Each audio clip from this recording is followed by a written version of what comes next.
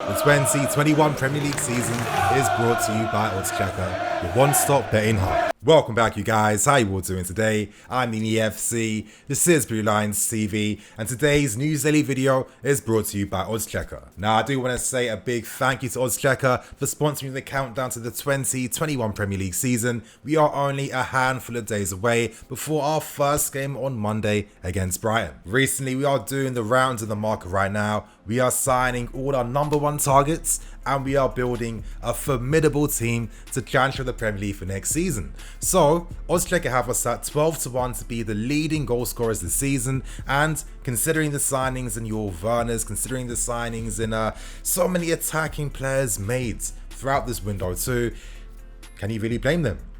When you look at the other teams in the league, I guess maybe your Liverpools and your Man Cities, yes, they have an opportunity, and I guess too, Manchester United with their young front three could also be up there by the end of the season. But for me, I do think that we have a strong possibility to, beat this record that we haven't beaten for a while now. So I think these odds are pretty decent. If you're someone that likes to place the odd bet to have a little bit of fun or to add a little bit of spice to your games, then the Oddschecker app could be the perfect app for you. It has all the best bookies in one place, in one hub, and with the app now you can bet directly through it. So if this is your cup of tea, this is the perfect thing for you. You'll find in the description, download the app, and remember, you have to be 18 plus to download the app. Now we start with the first story today, and of course we have to speak about Edouard Mendy from Rennes. Some breaking news came out during midday, and that's the fact that Mendy has agreed personal terms. Now, yes, you guys, we have been down here before. How many times have we heard so many players agreeing personal terms way in advance before the official agreement and official announcement? I think by now we should get used to this. It's been the story of our summer window, and for me, this is amazing positive news to hear.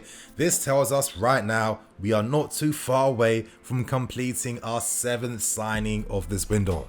Now, the story behind this news is that Mendy has agreed a 5-year deal. Reports are suggesting that we have made a €20 million bid up front, with add-ons rising up to 7 million to bring the total deal up to 27 million basically. But, right now, Rennes aren't really feeling that. Their ideal price to sell Mendy is to sell him for €26 million, and ideally, if fees and add-ons were used, they prefer if the fixed fee was higher and the clauses a bit less. So, you know what, when you consider that, we're literally maybe, 6 million off from completing the signing, you can imagine that we'll come to terms very soon and very quickly. Could we get this deal wrapped up before our first game against Brighton? Who knows, potentially, but even if that was the case, would I expect Mendy to start that game? I don't think so. Things have picked up a ton of pace recently, ever since we completed the signing of Kai Havertz. Naturally, that was taking up all our focus. Once we signed him, we could then move on to other targets, and signing a Mendy was going to be absolutely nothing. I think alongside Thiago Silva, it's looking like one of the quickest deals of this window. But of course, my words could be used against me in the future if things don't get wrapped up pretty soon. Now for me, this is another win for Marina. Originally, Rennes wanted 40 million to depart with Mendy, ridiculous money. So the fact that we've been able to bring down Rennes' valuation by 40 million euros, potentially further, because, based on how our window's been going, we're tending to get things going in our favour, which doesn't feel like a Chelsea thing whatsoever. Like, when does anything ever go in our favour? But this is looking like a deal that is bound to get wrapped up and sealed very soon. Now, I'm going to give you guys my thoughts and opinions. I say this all the time, but I predicted, due to the impossibility of actually selling Kepa in this window, he's had a very poor season, and of course he costs a ton of money on a big contract. Ideally, who can afford him and who really wants him? Most big clubs already have keepers in their positions. Our only hopes maybe was offering him to Atletico Madrid in a part exchange for Oblak, which was never ever going to be the case.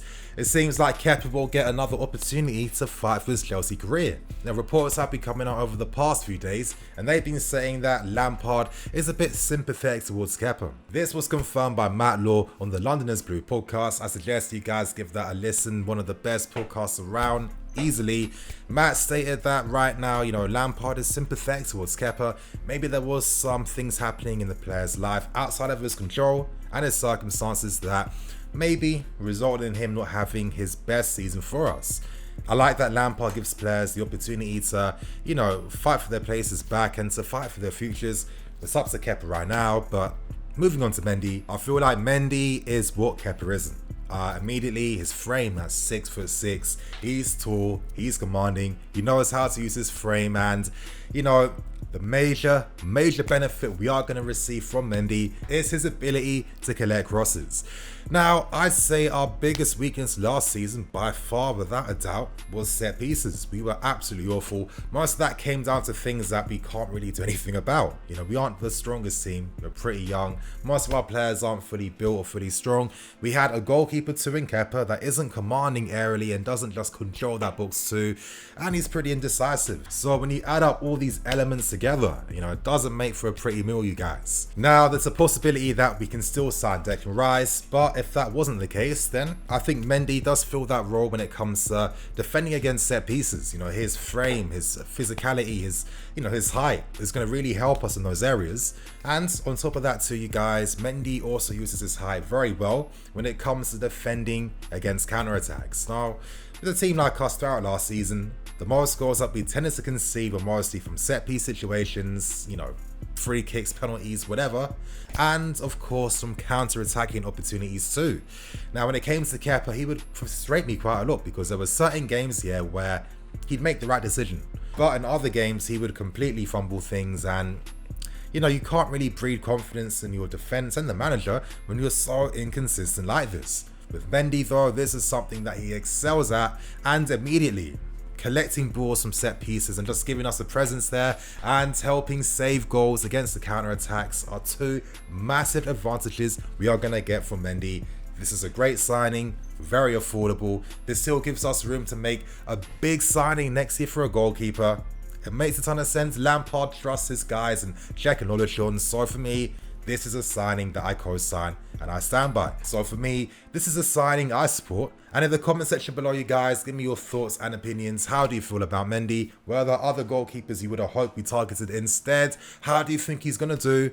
Let me know below. We end things with the final story for today. That's in regards to our gaffer and Frank Lampard, and he gives his first interview on our big summer signing in Kai Havertz. Now for this segment, you guys, I'm going to now go to the club's official website to just break down the interview so you guys can get an understanding of what Lampard had to say. Now, as we can see, you guys, Lampard exclusive, Havertz, a fantastic young talent who must be given time to settle. Emphasis on time to settle.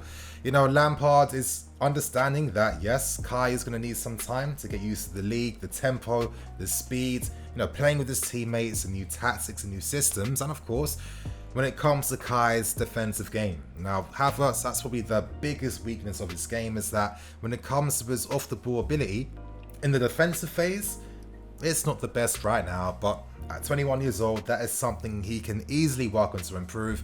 And I think Matt Law was saying on a podcast feature today that Lampard is actually considering playing Kai further out wide to start with, just so he has maybe more space to play in and more time to settle into things, which I think is a great idea. But anyway, let me continue on because I'm speaking and I haven't even got through this interview just yet. But as we see here, Lampard is working with Kai for the first time this week. Yep, exciting is one word that has been frequently used to describe the addition of the 21-year-old to the squad, and Lampard discusses that, but he is also keen to highlight the player's personality and the fact he is still developing and needs some patience shown, although his potential is not in question.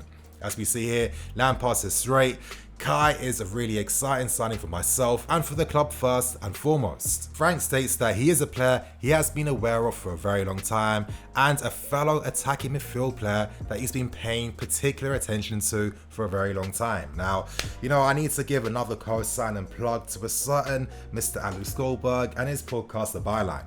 Let's not forget, you guys, I think back in January, he had a massive podcast episode featuring Honigstein, Raphael Honigstein himself, and Honigstein was saying back then that Havertz was the main target Lampard wanted and the club wanted to sign. Now back then, all of us were still imagining Jadon Sancho. Maybe we didn't take that information as seriously, but this is just further evidence that Mr. Goldberg, The Byline, you know, you'll get some exclusive news first on that podcast. So you guys, subscribe to it, give it a listen. Like, honestly, it literally costs nothing. But let me continue on here. You know, a combination of Havertz's goal scoring figures from midfield in recent seasons, his nationality and his height means that not only has he drawn comparisons with Lampard as a player, but also with another goal-scoring former Blue in Michael Ballack. Now, of course, you're constantly hearing the comparisons between Ballack and Kai. Very lazy ones. Maybe it's because they're both kind of tall. They came from Leverkusen. For me, that's where the distinction does end. You know what? To give a final one, I'd say they're both very good aerially.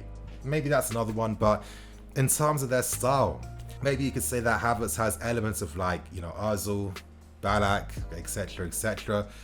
But for me, I think he's kind of his own player. He's kind of unique in that sense, and that's because Havertz is so versatile. He can play in so many different positions and formations to a very, very high level. But let me continue on, you guys. Lampard states that Kai can probably start in more forward areas than I started. Yep. I like to come from deep as a midfield player, and a lot of Kai's really good plays in the last few seasons as he's broken through at Leverkusen has been in a slightly more advanced number 10 role or slightly wider areas or more in a striker kind of area.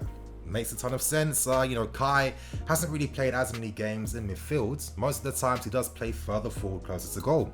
A lot of times, especially during the second half of last season, Kai was mainly playing down the right-hand side in the right-hand side channels. That way he got to receive the ball in space. That way he got to, have more freedom to play in. And from those positions to, with more space to receive passes into, it was like they had an additional presence and danger because Kai's timings inside the box are immaculate. Anyway, let's continue on, because one thing that Lampard really wanted to do was to highlight the mental attributes of Kai Havertz. As Lampard states, on his personality, I have been absolutely overwhelmed with how humble and down to earth he is, and how well he wants to do here, and how he is very excited with this challenge. He wants to come here and be a top player for us and really prove his talents on the stage. That to me has been one of the most exciting things, not just to be excited about him arriving as a top talent, but to see his mentality as he comes in.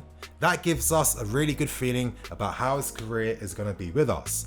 You guys, I could continue on, but they're not as interesting, these final few bits. They're things we already know, like Havertz having friends at this club already, and your Werners and your Rudigers, etc., etc. But the interview from Lampard gives us indication in regards to how Lampard might be planning to use Kai during the first few months of his new career. So let's see what happens there, you guys. And on that note, I'm going to wrap things up and keep things moving. Thank you for watching, you guys. Expect to see me tomorrow with some more content for you.